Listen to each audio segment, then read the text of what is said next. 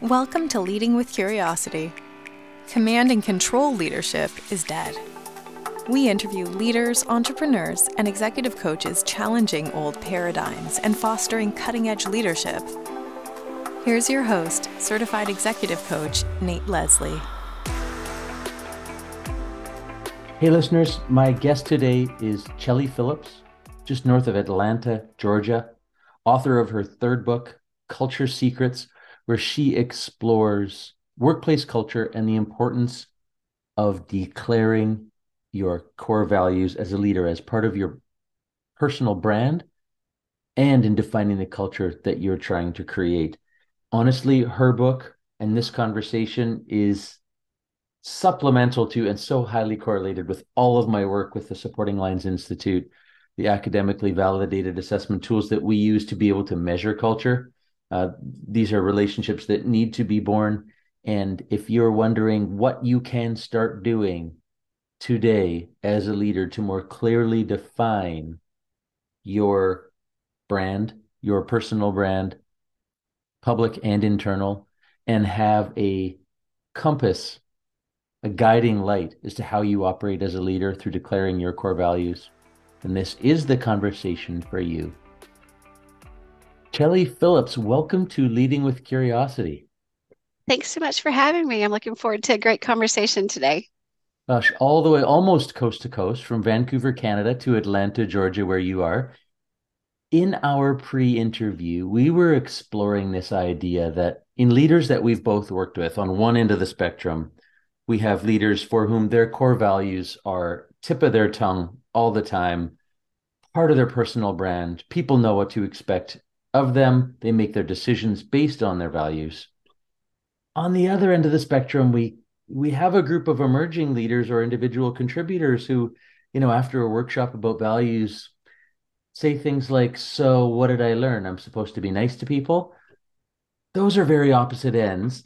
Yeah, so, core values, I think, are a vital element for a leader being able to influence, a group of people, whether it's a workplace or not, but especially in the workplace, because you have a vision for where that company is going to go.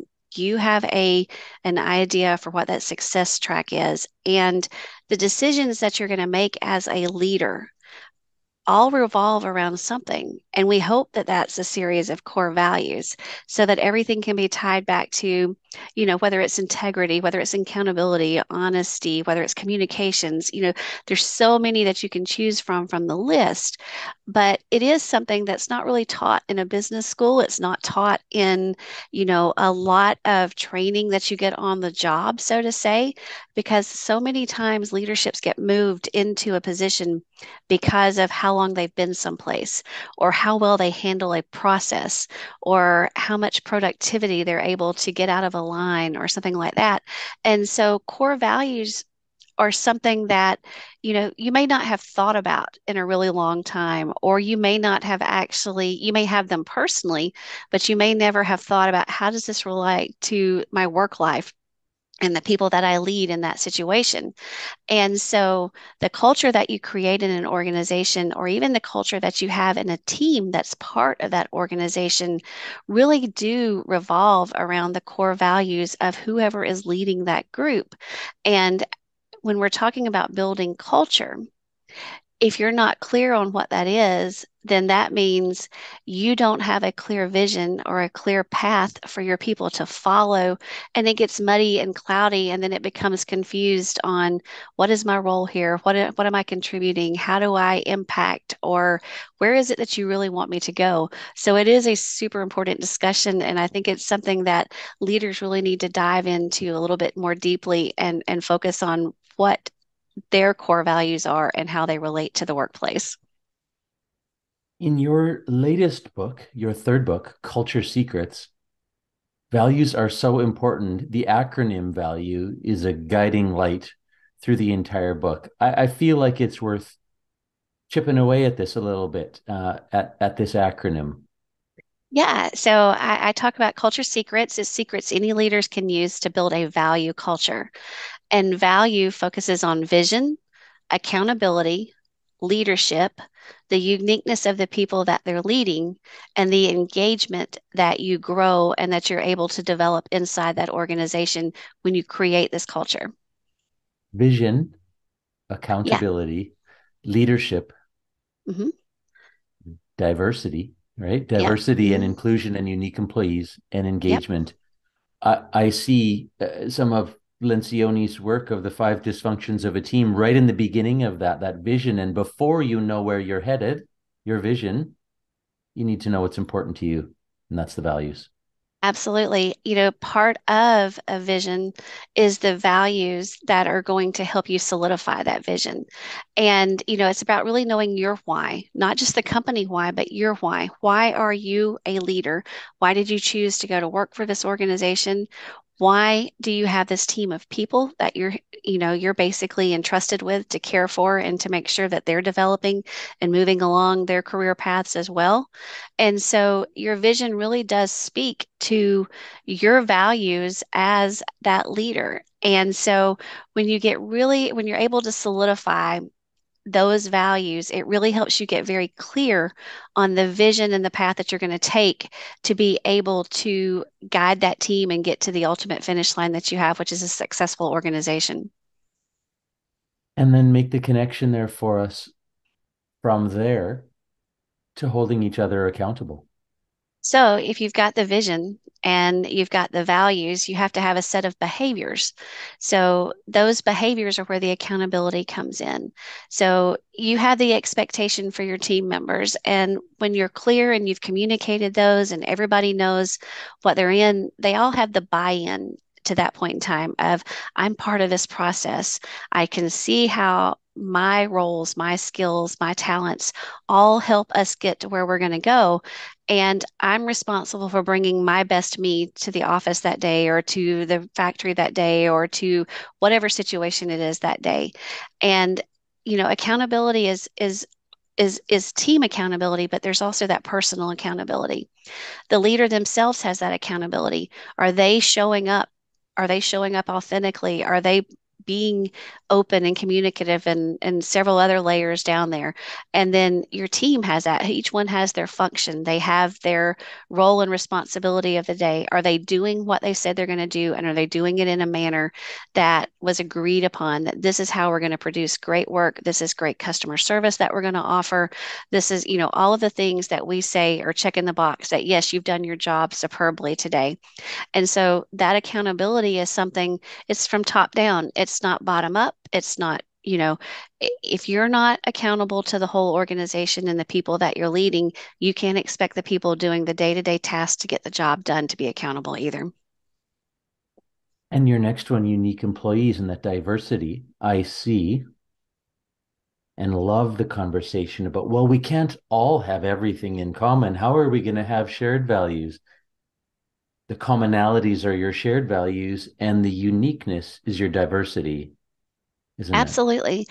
Everybody brings their past, present, and their future to work with them, right? Mm-hmm. So my experiences in life are different than yours.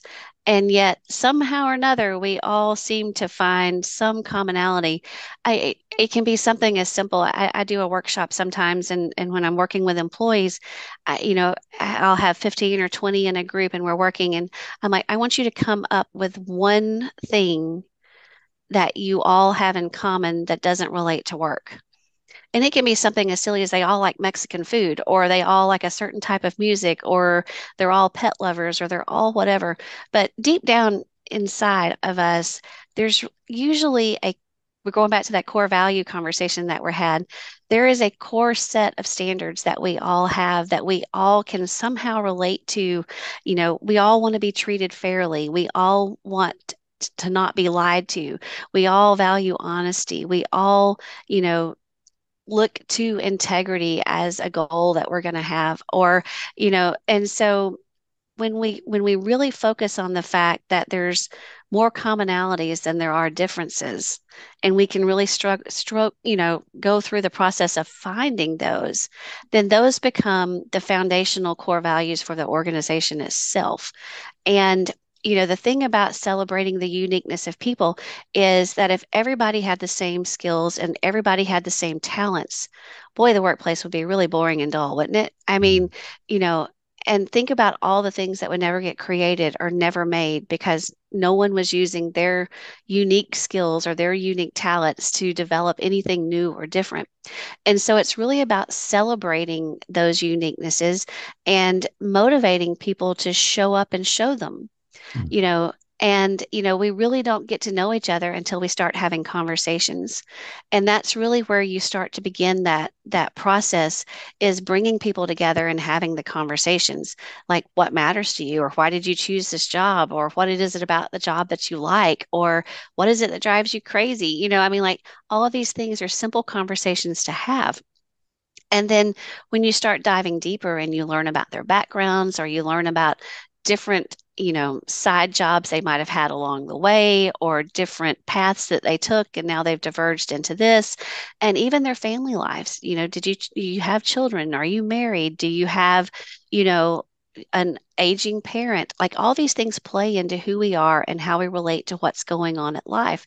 And they're really starting to show up in the workplace, especially after the pandemic and everything, when we're all, focused on work-life balance and the flexible work schedules and all of these different things, different groups of people respond to different things.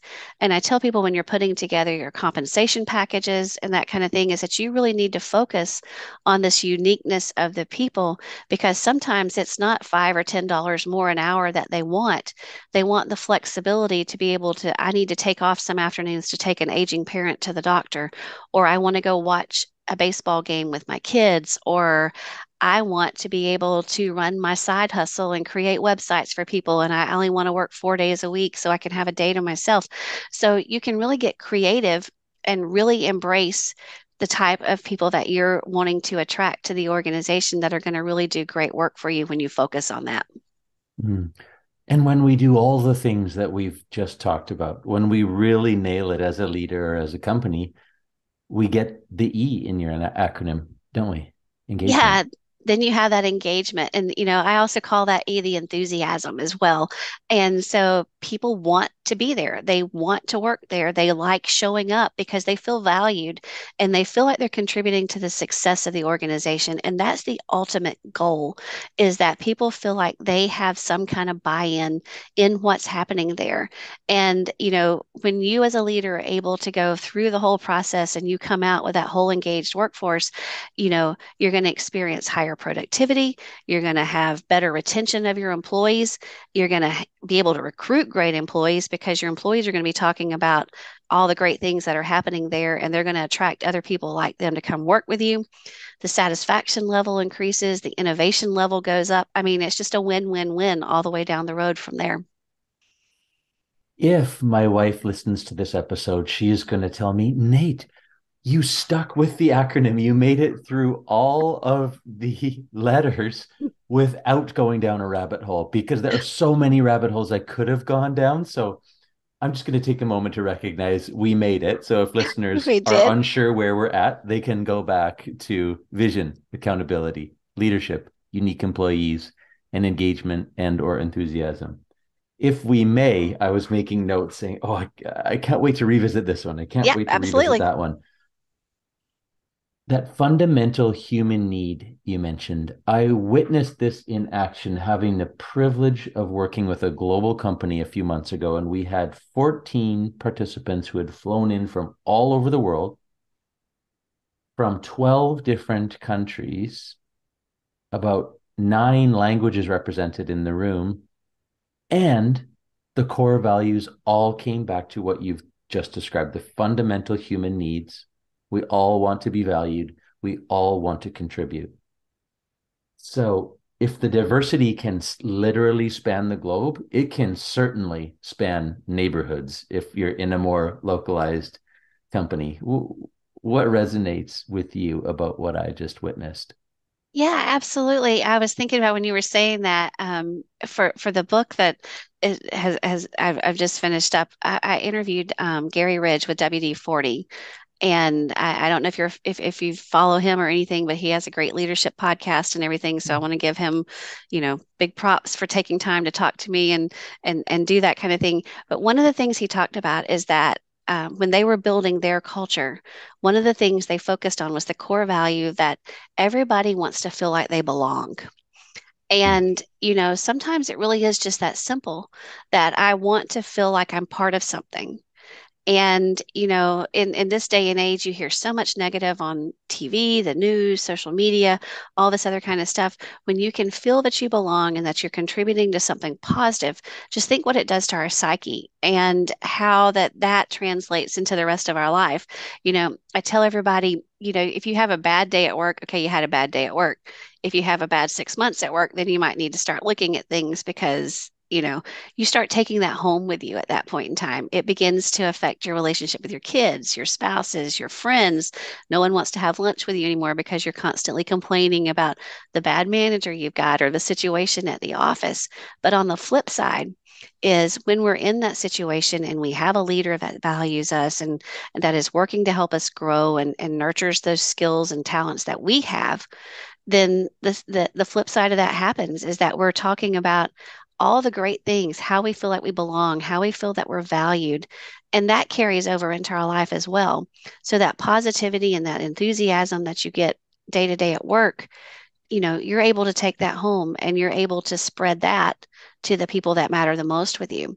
And, I think that's one of the benefits for leaders and for organizations when they focus on that organizational culture is that the impact doesn't just stop at 5 o'clock when the office shuts down.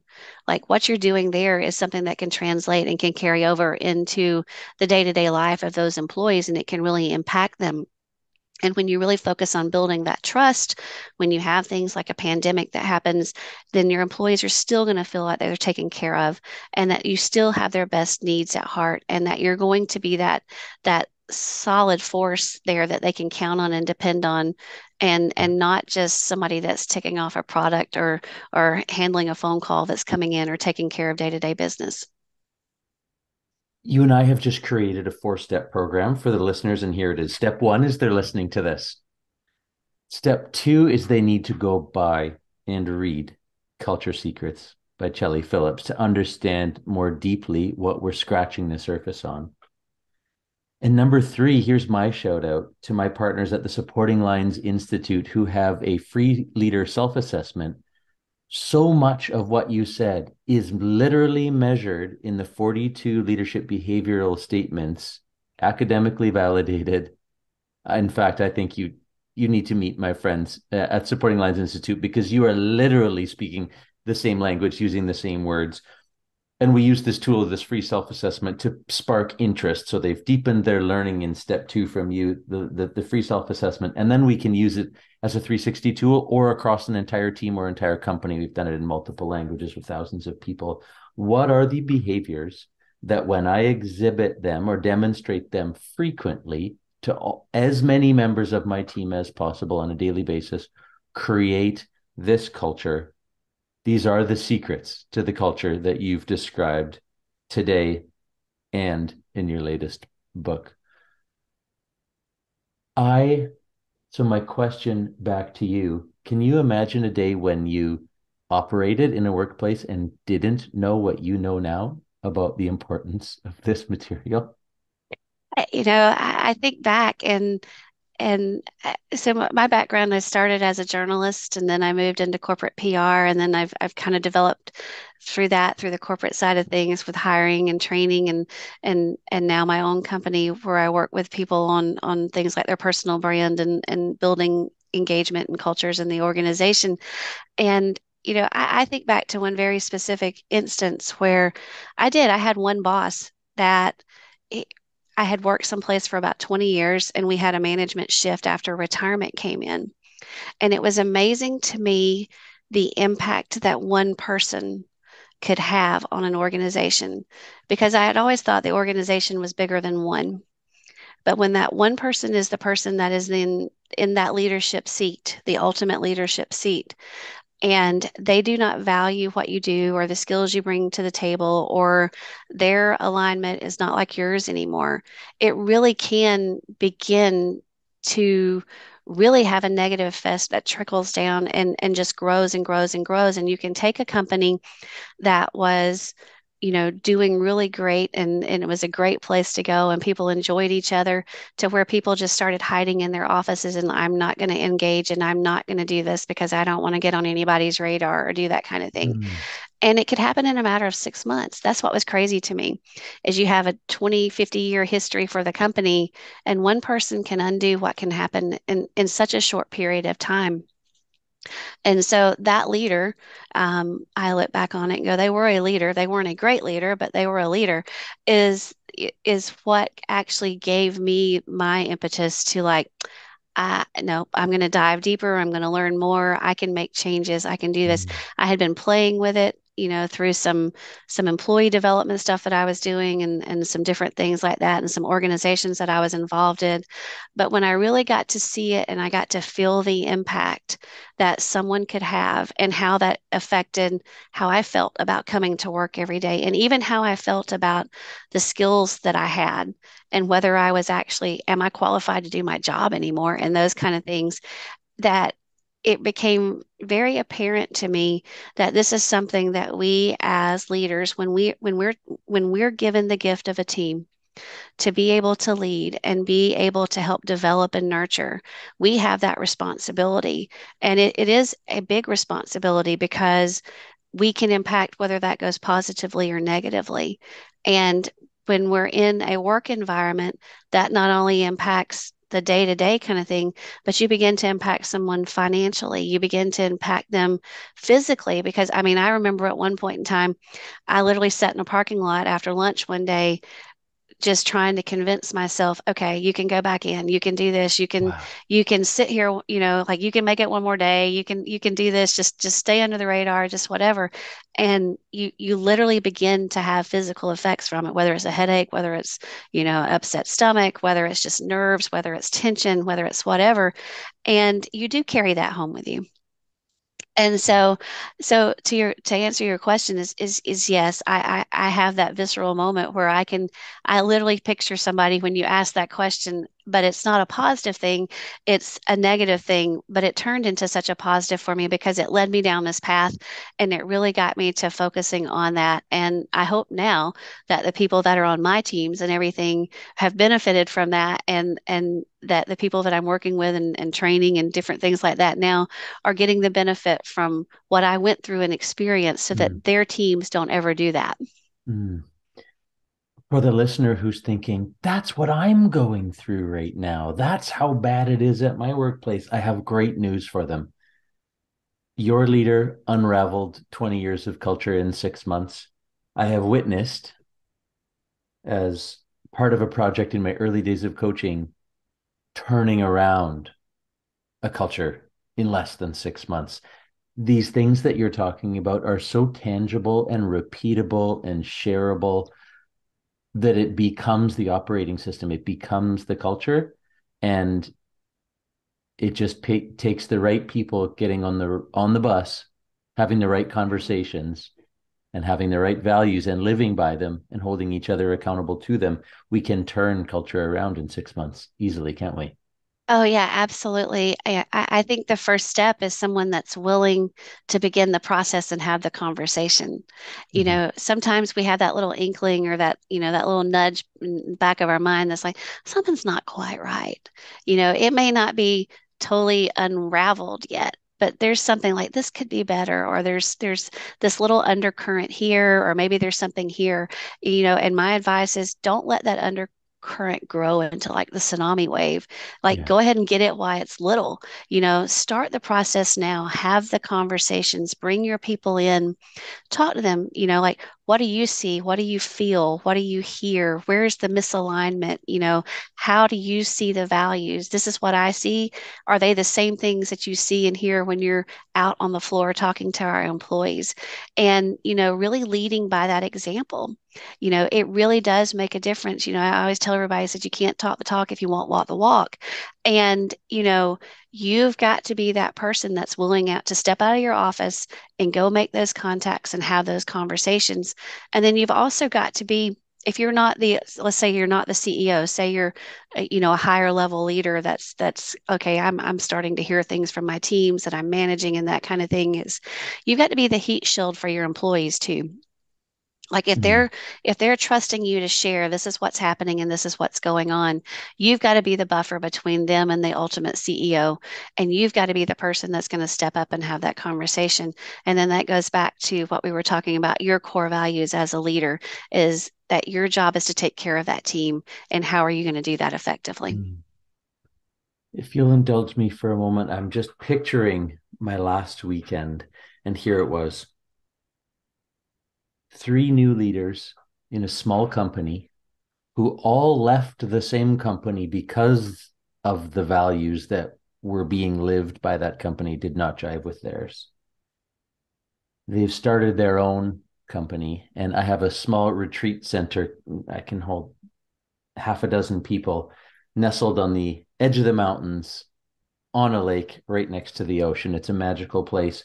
And we spent almost 3 days declaring their personal values, really helping these emerging leaders see what is important to them so that we could get to day 3 and help them declare what is important to them as a company, what they want their new hires to feel, what they want their customers to feel. And there was this sense early on, like, could we skip to the team part and find out what we all want to stand for? And we came through the process, and the first draft of the team values was close. We slept on it. We woke up the next morning and we said, there's something missing.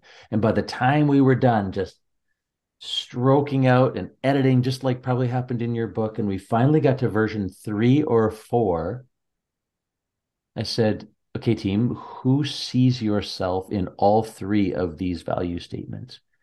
And there was just this like exhale. I was like, yes, they're 3 very different people who all see themselves in the shared values that they came up with that will now define who they are as a company, that their customers will feel and that their new hires will feel and want to get on board.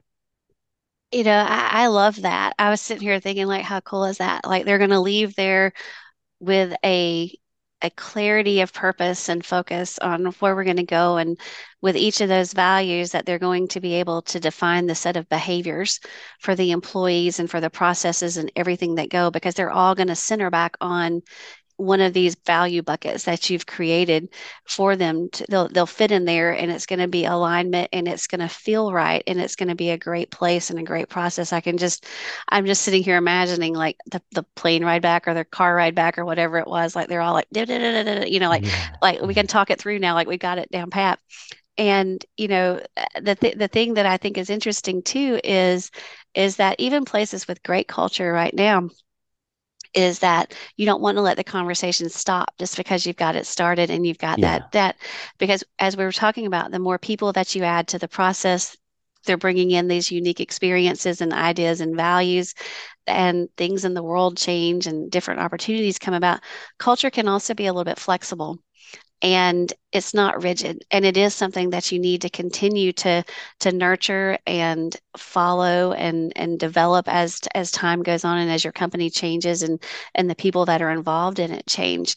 But if you have that that set of core values, like we keep coming back to, when you have that set in place, no matter what evolves in the workplace or what change happens in your industry or whatever, you've got that foundational piece that's going to help you address anything that comes up. And so I think they're set for success there no matter what happens. Yeah, you said it right there. There's no surprises when behaviors don't align. It is right there. This is our code. This is how we live, right? And I'm picturing that weekend of work, and some of the work was at the top of a little mountain, literally overlooking the ocean. The morning sun was hitting us. It was fantastic, and it reminded me how important it is to take time and remove yourself from your environment to do some of this internal work. And a book like Secrets by Chellie Phillips should be read in an inspiring location, right? This is where the magic happens, so that you fill your bucket and you can go have those conversations and get out from behind your computer and find the game changers in your organization that want to make positive change. When new people come on board, number one, your values and your vision might get tested and challenged a little bit. In fact, when you hire a new leader, your values have changed because there's new people here. So hiring, testing it against your values is likely a great strategy. Would I see your head nodding? Yeah, and I think it's important in that hiring process that you focus on those values. You know, it's okay not to hire somebody if they're not a fit. Mm. I think sometimes we get wrapped up in, oh, they check all the boxes, would they have this skill, this skill, this skill, this skill, this skill, they work someplace, da da da. But when you actually meet them and you're talking to them, their values may not align with yours. And I tell people a lot of times, it's like you can teach a skill, you can't teach a value. If someone doesn't feel that, or that's not integral to them as a person, or it's not something that matters to them, it never will be. Our values are basic to who we are. They're like our fingerprint. They are, there's something that are not going to be identical to any other person. And the way you defined accountability may be different than the way I define accountability, or the way I defined honesty may be a little bit different than how you do, or loyalty, or any of those, any of the value words that you can come up with. And so I think it's really important for leaders too, because they're responsible for who comes into that organization. And you also have to have the strength as a leader to make sure that you are putting the right people in the right places.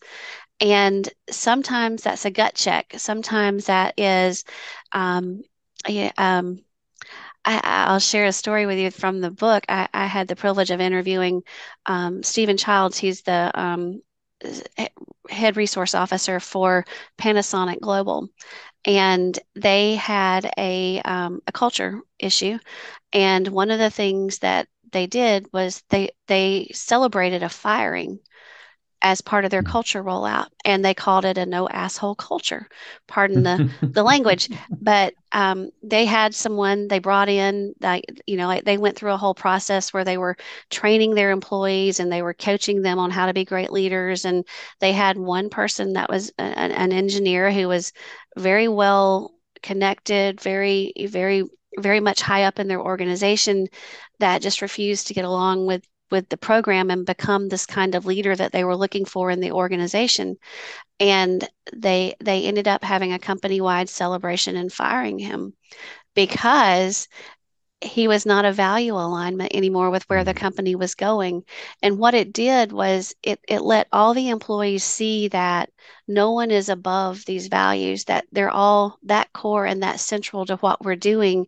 Is that even though he felt like he was untouchable and like he was the only one that could do what he could do at the organization, it became very clear that if your cultural alignment isn't right, then your skill alignment is not something that we need either, because you're going to bring the whole organization down.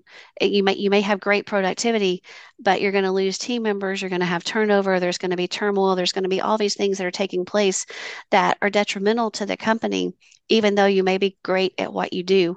And I found that fascinating, and I loved it because we all have been, you've been coaching for a while with companies and that kind of thing. And I'm sure you've encountered, like I have, as the person that has been passed along to department, and department Mm. because, well, they're a problem here, so I'm going to give them to somebody else and they become their problem. And then instead of just dealing with it and getting rid of it, or either, going through the coaching steps and can we make this work or not, we're just going to pass this problem along so it becomes not my problem.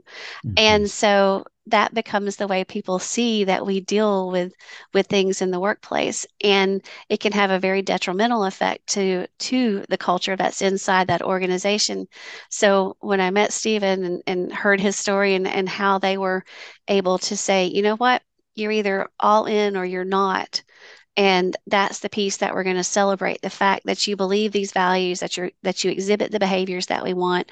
Then, I think that's such a strong statement for an organization. And I think it ties right back into that fact that you really have to have the right people in the right places to be able to maintain that culture shift that you're wanting to happen and to continue growing it once that you have it in place. The right people in the right places to make the culture shift that you desire. Chellie Phillips, it's been such an honor speaking with you today. I learned a ton and it solidified a lot of the things that I've been feeling about this area around values. Author of her third book, Culture Secrets, where can our listeners find you? So, easiest place is to find me on my website, which is chelliphillips.com. I'm also all over LinkedIn. I love to engage there and have conversations. So, I welcome new connections and willing to have a conversation if you want to talk culture. All right. If you're driving your car right now, listeners, we'll make sure to link to Chellie in our show notes. Thank you so much for your time. Thanks. It's been a great time today. Thanks for listening to Leading with Curiosity. Please share, follow, and rate the show so that other leaders can make positive change in the world. Connect with Nate at nateleslie.ca. And remember, the brain behaves very differently when encouraged to think rather than told to listen.